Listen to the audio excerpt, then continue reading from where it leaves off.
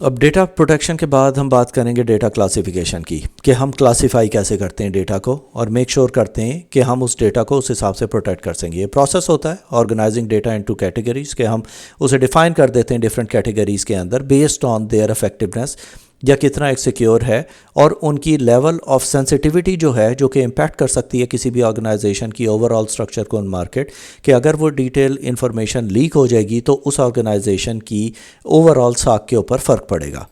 تو جب ہم کسی بھی ڈیٹا کی کلاسیفیکیشن کی بات کرتے ہیں تو ہمیشہ ہمارے ذہن میں ہونا چاہیے کہ اس کی سینسٹیوٹی کو ہم دیکھیں گے، اس کی کرٹیکیلٹی کو ہم دیکھیں گے اور ایسٹ کلاسیفیکیشن کو دیکھیں گے۔ ایگزامپل ہے کہ کمپنی کلاسیفائی کرتی ہے ڈیٹا ان پبلک انفارمیشن، جو کہ پبلکلی ڈسکلوز ہوگی یا ریلیز کی جائے گی۔ کانفیڈینشیل انفارمیشن وہ ہوگی جو کہ امپلائی کا پرسنل ڈیٹا ہے، وہ لیک نہیں ہو سکتا۔ ہائیلی کانفیڈینشیل انفارمیشن ہے ان کے ٹریڈ سیکرٹس۔ تو یہ کلاسیفیکیشن جو ہے یہ ایک بہت ہی لو لیول کلاسیفیکیشن ہے جو کہ ڈیٹا کی ہے، جس کے حساب سے ہم پہ ڈیٹا کو اپنے حساب سے یوز کرتے ہیں یا اس کے اوپر پروٹیکشن اس کے میکینزمز انفورس کرتے ہیں۔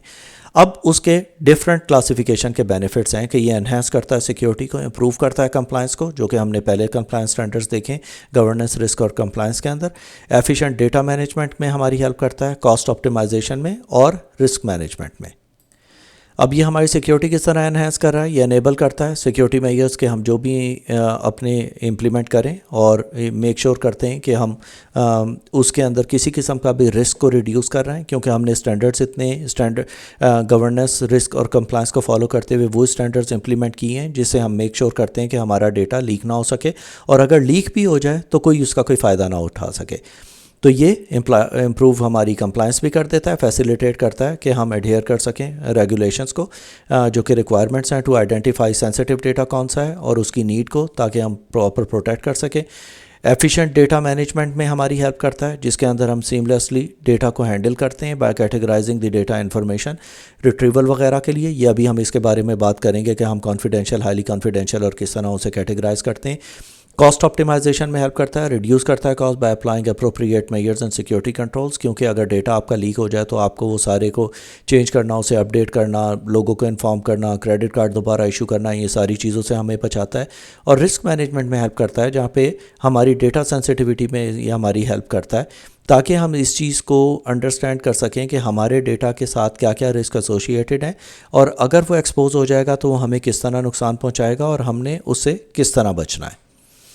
اس کے بعد ہمارے پاس آتا ہے نیشنل سیکیورٹی کلاسیفیکیشنز جو ہیں، جو کہ ہم ڈیٹا کو کس طرح ہم کلاسیفائی کریں گے جسٹ ٹو میک شور کہ ہماری انفارمیشن پراپرلی سیکیور ہو۔ اب there are different national standards اور آرگنائزیشنل اسٹینڈرڈ۔ سیکیورٹی کلیئرنس ہوتی ہے کہ اسٹیٹس ہوتا ہے جو کہ گرانٹ کیا جاتا ہے کسی انڈیویجول کو کہ وہ الاؤ کریں اسے ایکسیس کرنے کے لیے کسی قسم کی بھی انفارمیشن جو کہ ڈیٹا بیسز کے اوپر ہے، یا ان کے بیک گراؤنڈ چیک، جیسے کہ اگر آپ کسی سینسٹیو جاب کے اوپر جا رہے ہیں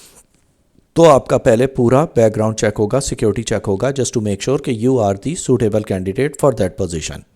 اب اس کے اندر جو ڈیٹا ہے وہ ہم نے رکھا ہے top secret, secret, confidential and unclassified. Top secret ہوتا ہے ہائیسٹ لیول آف کلاسیفیکیشن ہے، جو کہ unauthorised disclosure could cause exceptionally grave damage to national security. کوئی بھی جو آپ کے نیشنل سیکرٹس ہیں جس کے لیک ہونے کی وجہ سے آپ کے ملک کی سیکیورٹی خطرے پہ لگے، اسے ہم ٹاپ سیکرٹ کے اندر رکھتے ہیں، کیونکہ ہم نیشنل سیکیورٹی کلاسیفیکیشن کی بات کر رہے ہیں۔ سیکرٹ ہوتا ہے unauthorised disclosure can cause serious damage, لیکن ایکسیپشنلی گریو ڈیمیج نہیں ہوگا، پھر بھی سیریس ڈیمیج ہے جو کہ آپ کے نیشنل سیکیورٹی کو ہو سکتا ہے، اگین ویری سینسٹیو۔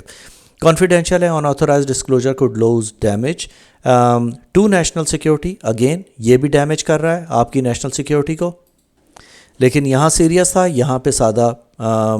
ڈیمیج ہے، اتنا سیریس نہیں ہے، لیکن پھر بھی it's important to take care of it. اس کے بعد آتا ہے unclassified information that does not pose any threat, کہ اس سے کوئی کسی قسم کا خطرہ نہیں ہوتا، کہ اگر وہ کوئی لیک بھی ہو جاتی ہے یا وہ جان کے بھی لیک کی جاتی ہے تو اس کے اندر کسی قسم کا کوئی خطرہ نہیں ہے۔